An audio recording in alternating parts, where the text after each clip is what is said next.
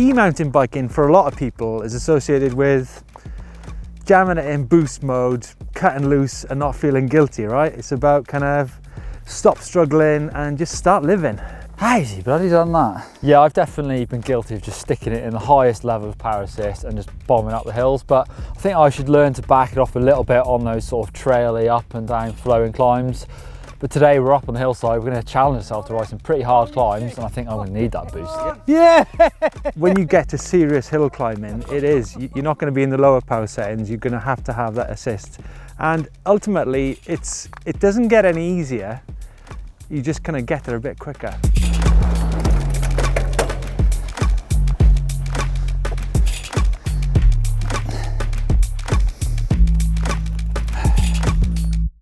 So climbing is still about those skills of trying to weight the front and the rear tyre. The rear one to get some drive on it and stop it from spinning up, but also get some weight on that front tyre to stop it from lifting off the floor, which it definitely can do.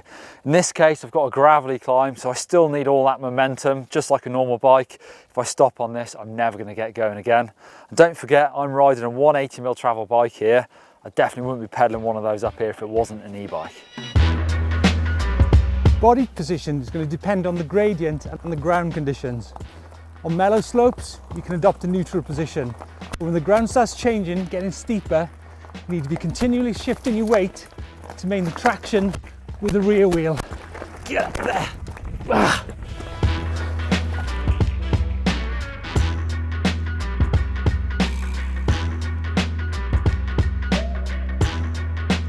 Line choice when climbing is still really important, just like a normal bike. But trying to stick in that power and get that cadence right is really important, because if you hit your pedals or have to stop pedaling for a second, you might lose traction when you get going again. Uphill flow is something you're really going to have to learn when riding an e-bike. A consistent cadence through the pedals is also going to be really important for grip, just like a normal bike. But it's worth noting that every different motor will have slightly different cadence to get the best out of it. For example, this Specialized, quite a quick cadence will give you the best power from the motor.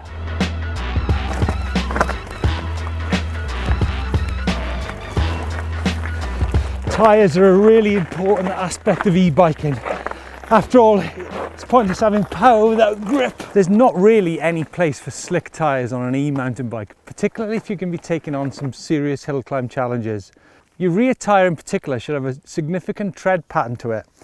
And in terms of pressures, you could be looking at anything from 4 psi to 20 on a good hill climb.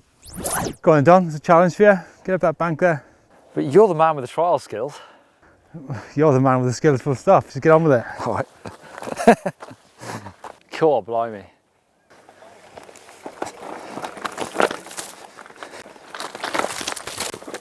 Oh my God.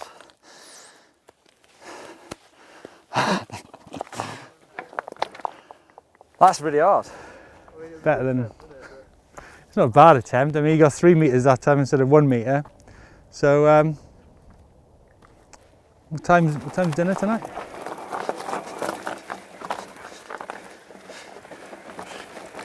Oh, he's on it, he's on it, he's on it. Ooh, go on, keep going, keep going.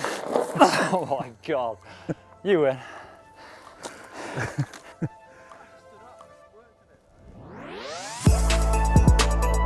Okay, so in this part of the climb, it's all about momentum, smooth cadence, central body position.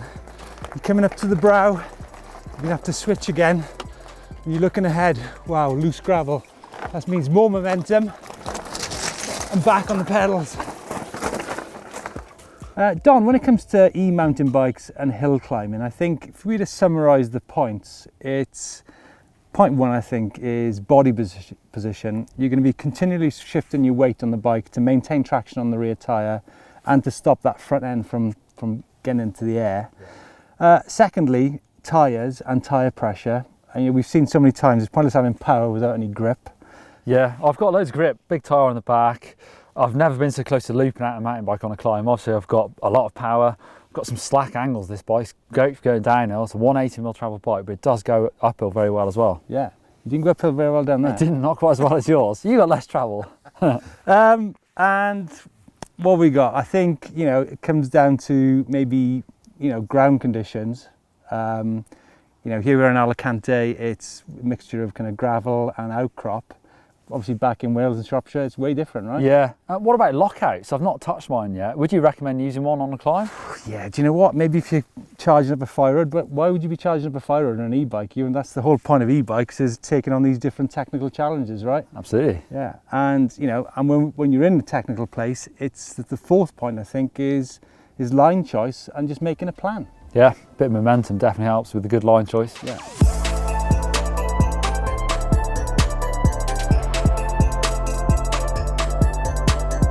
Just some of the key points then when it comes to climbing an e-mountain bike.